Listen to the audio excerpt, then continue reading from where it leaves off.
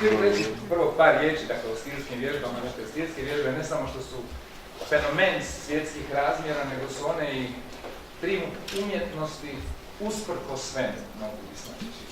Dakle, nastale su 68. godine prema zamisli Tomislava Radića, jednog od najvećih hrvatskih redatelja, koji nažalost više nije s nama, koji je tada bio student režije i kojim je pala na pamet ideja da napravi predstavu temeljenu isključivo na glumačkim kreacijama i karakterima i osobnostima glumaca, i time je u stvari ova predstava je postala rodonačelnik cijelog jednog kazališnog drama. To je učinio zajedno sa Tomkom Marojevićem, koji je preveo Kenov roman stilske vježbe, i zajedno sa Tomislavom Radićem ga ovako briljantno adaptirao. Pero Kvrgić i Lela Margitić ovu su predstavu nakon početnih posrtanja, nego predstava je, nije joj se predviđala velika budućnost samo na početku. Zato govorimo o uspjehu svemu. Dakle, nakon 6 mjeseci kolegica koja je igrala prije sa Perom, kolegica Lemović, je otišla i ulogu je onda iskreirala Lela Margitić i tada počela... Darko, mi ju imamo u predstavu. Tako je. Na radiogrami. Gospođa Lemović je u predstavi. Nije s nama. Ali u tom trenutku, kada je gospođa Margitić se priključuje gospodinu Kvrgiću, ta predstava ulazi u vječnost. Ulazi u legendu i počinje njezin veliki put. Dakle, to su bile prve prepreke koje je predstava morala prevladati. Nakon toga dogodilo se, tamo kad je predstava navršena 39.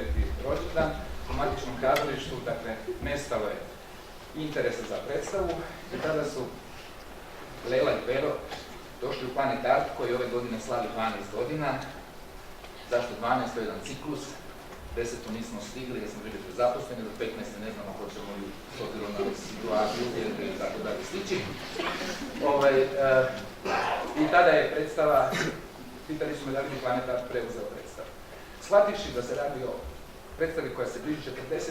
obljetnici i o tome kakav je to kulturni doseg, ne samo u hrvatskim, dakle u svjetskim razmjerima, dakle cijela ekipa Planet Arta, svi smo se prihvatili posla i odlučili smo da tu predstavu pokušati dati ono mjesto koje ona zaslužuje. Tada je predstava prijavljena u Guinnessovu knjigu rekorda, gdje je zabilježena kao najdugovječnija predstava s istom glumačkom postavom na svijetu, što vjerujem da nitko nikada neće nadmašiti. Tada je izdana monografija 40 godina stilskih vježbi i napravljeno je veliko slavlje. I mislim da smo uspjeli učiniti ono što nam je bila namjera, a to je da u kulturnu svijest naše zemlje uđe ova predstava kao veliki, jedinstven kulturni događaj i ono što u stvari čini identitet jedne zemlje. Ja se na tome zahvaljujem, dakle, žiri kojeg nema s nama, Tomku, Leli i Peri, što su uspjeli, dakle, svojim talentom, angažmanom, odgovornošću koji može biti uzor generacijama koje dolaze, ovu predstavu uvesti u vječnost. Međutim, kad govorimo o uspjehu usprkos svemu, dakle, problemi tu nisu završili. U 49. godini ove godine, s obzirom da vjerojatno Planet Art postavlja teška pitanja što se tiče evaluacija, dodjele sredstava i takve stvari, Planet Art je ostao bez dvorana grada Zagreba u kojoj se mogu izvoditi sve predstave Planet Arta koje ste vidjeli u Firmiću, pa tako i stilskih vježbi. Međutim, evo, opet se dogodilo jedno čudo, opet jedan usprkos, jedini gradski prostor koji nije pod direktnom ingerencijom grada, a to je mala scena, nas je udomila i ja se zahvaljujem ovom prilikom maloj sceni Vitomir Lončar, što su omogućili da se predstava ipak nastavi izvoditi u Zagrebu. Našim kazališnim legendama 49 godina su došle čestitati glazbene legende. Molim vas. Molim vas. Jimmy,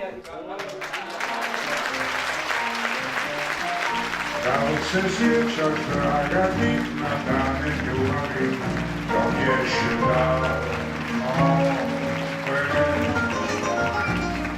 kad smo mi zagrljeni po sreći šaptali, dok je davno zateklu spomena osta u mom srcu. Ja nikad neću zaboravit nju. I kad se sjetiš dana ti, tad reci meni ti, to bješe davno već. Da se sjećaš, draga ti, na dane ljubavi, to bješe davno već.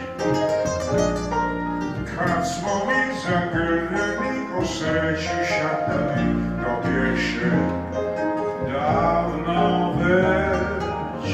A sad neku spomena osta u mom srcu. Ja nikad neću zaboravit nju. I kad se sjetiš dana ti, tad reci meni ti, to bješe davno već.